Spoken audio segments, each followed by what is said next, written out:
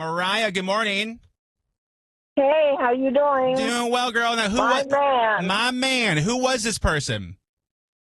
Well, I used to work at a daycare center. Okay.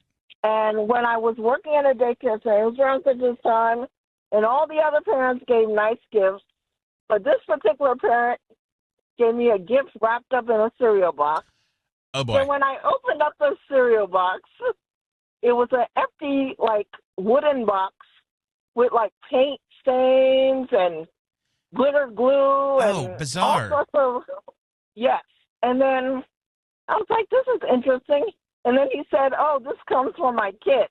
That's your Christmas gift. Oh, okay. So do we think, overall, Mariah, it probably took, 3 minutes to put that together? Not even that. Yeah, that's There was tough. nothing inside the box even. Yeah, that's, Yeah. supplies. Yeah, it gave you something to hold. All right, Mariah, one second. You were in the running. Let me go in Clarksburg. Noelle, good morning. Hi, good morning. How are you? I'm doing well, thanks. This is your grandma. How cheap is she, girl? So she raised me and my brother. Sure. Basically, she would cut mold off everything. I'm currently 25, and she has expiration dates that are older than me. And she says they're just expiration dates. They don't mean anything, especially the canned food. It's been canned. It is canned, Noelle. That is fair. It's a good point. True. Yeah. She also, cuts the mold off the strawberries, cuts the mold off the bread. Sure. She goes, eat around it. Yeah. Now, how old is Grandma? Grandma's 75. Okay. Her defense, she's still kicking. You know what I mean? She is. Yeah, she is. She could be onto something. All right, Noelle, 1 second. You're in the in the running. Yeah, my mom's dad grew up in the Depression, so he saved everything. Let me go in Capitol Heights. April, good morning. Good morning. So this was somebody took you out on a date? Yes, this was my ex. Okay. And how do we meet this person? Childhood friend Okay. And how long we date for? for 6 years. Girl, 6 years. All right. Okay. No shame in the game. All right. And so, how cheap were they?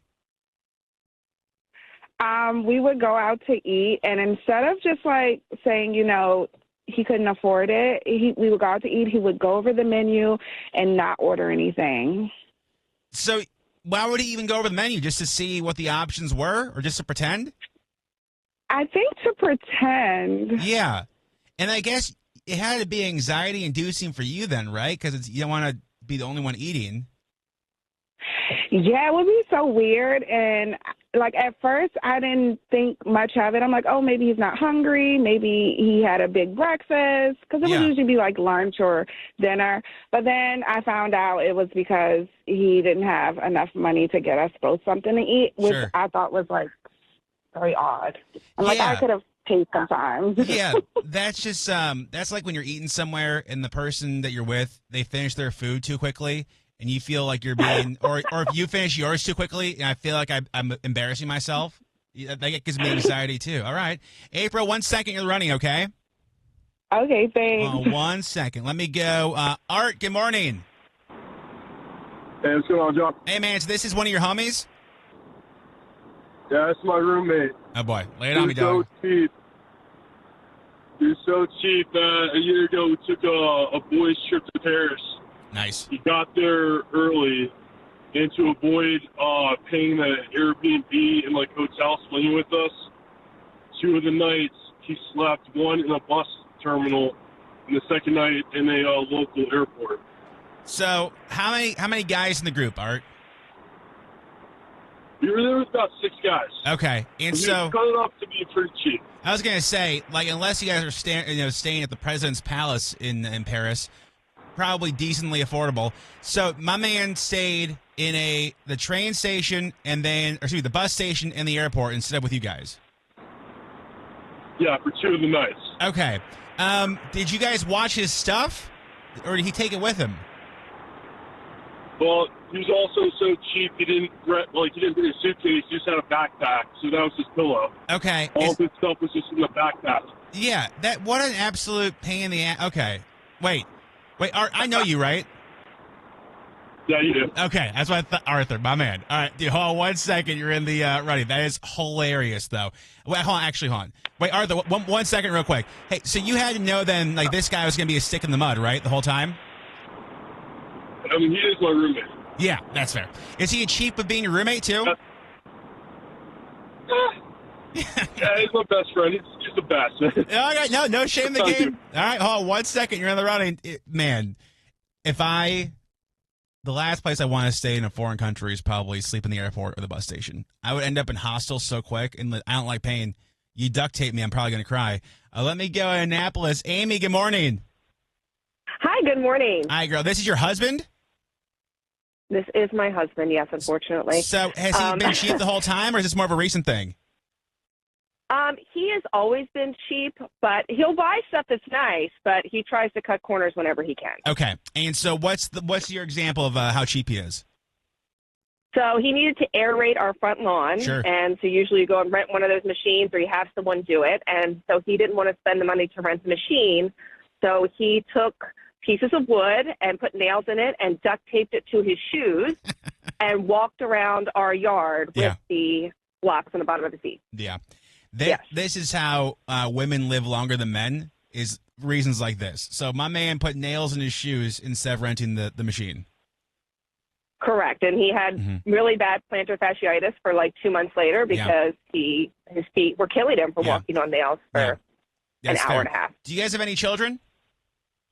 We have 3 boys, yes. So when he was doing this, did you think to yourself, Amy, that's the father of my children who put nails in his shoes? Yes, I did. And I thought, this is why we have other nice things, because he likes to save money doing stupid stuff like that. Okay, so I guess that's the point, Amy. So like, it's not like he's just hoarding money for whatever. It's like it actually gets used, though. Yeah, I would say so, yes. Okay. Yeah, that makes sense. Okay, hold on 1 second. You are in the running. You can vote for your favorite over text 99338.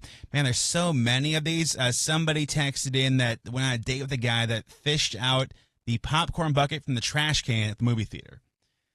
That is no, absolutely not. I would turn around and leave. Let me go in Ellicott City. Kelly, good morning. Good morning. Hi, this is your husband. How cheap is he? So anytime me or my husband cooks, he always leaves the oven like slightly open because he says that we get the free heat since we've already been paying for it. Sure, absolutely. And the first time that he brought this up, did you think he was joking? No, because I watched him do it, and Yeah, it was just very I was just kind of like, okay, I mean, we don't have any kids right now, so it's Sure. not like it's not a hazard. But the best part was I was telling my mom about it. She's like, "That's so smart. I could do that." Okay. Kelly, 1 second. You're on the running. We did that in college. It's our college dorm. My sophomore year, it was an old-ass building that the school didn't feel like updating because, why would you? Make tuition more expensive, don't fix the buildings. The heat went out, and this was a Minnesota winter. So it was like negative 10 degrees, and we had to use the oven for heat. We literally opened up the oven and used it for heat, and then I got written up for it, which is also dumb, but I digress.